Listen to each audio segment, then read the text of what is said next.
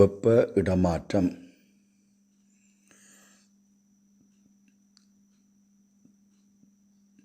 தரம் 8 மற்றும் தரம் 10.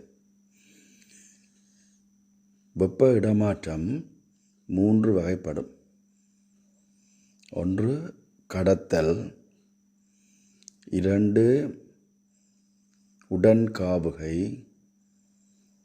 3 கதிர்வீசல் அல்லது கதிர்ப்பு. கடத்தல் என்றால்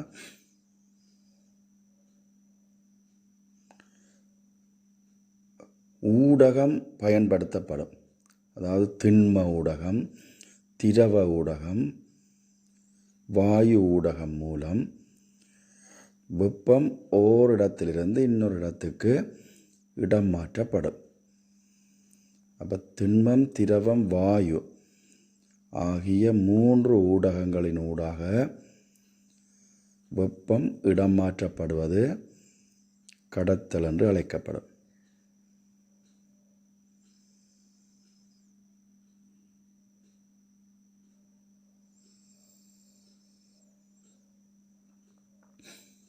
இங்கே துணிக்கைகளுக்கிடையில் அசைவின்றி வெப்பம் இடம் மாற்றப்படும்.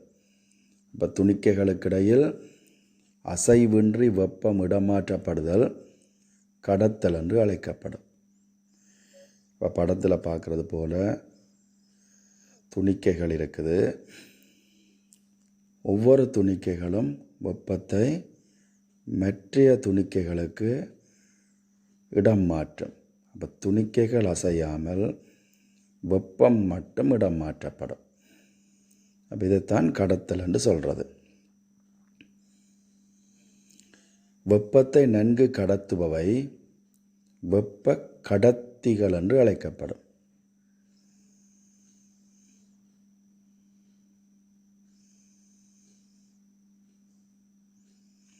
வெப்பத்தை நன்கு கடத்தாதவை வெப்ப காவலிகள் என்று அழைக்கப்படும். வெப்ப கடத்திகளுக்கு மிகச்சிறந்த உதாரணம் உலோகங்கள். வெப்ப கடத்திகளாக காணப்படுபவை உலோகங்கள் உலோகங்கள் ஆகும். வெப்ப காவலிகளாக கருதப்படுபவை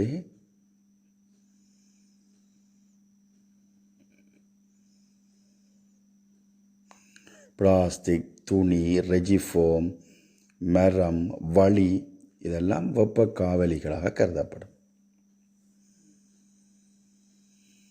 உடன்காவுகை என்றால் அதுக்கு இன்னும் ஒரு பெயர் மேற்காவுகை என்று சொல்லலாம்.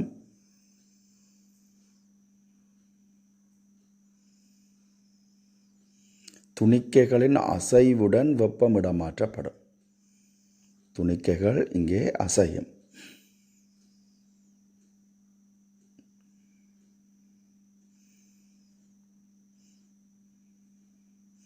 அப்போ துணிக்கைகளின் அசைவுடன் வெப்பம் இடம் மாறல்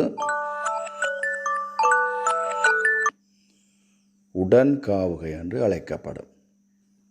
இப்போ படத்தில் பார்க்குறது போல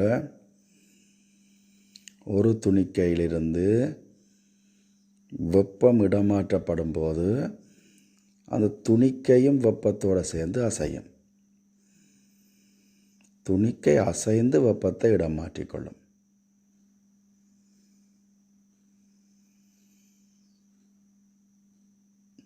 துணிக்கைகள் அசைகிறதால இங்கே திரவங்கள் வாயுக்களினூடாகத்தான் வெப்பம் இடம் மாறும். உடன்காவுகையில் வெப்பம் மேல் நோக்கி என்ன கடத்தப்படும். மேற்காவுகை என்றால் வெப்பம் மேல் நோக்கி கடத்தப்படும், இடம் மாற்றப்படும்.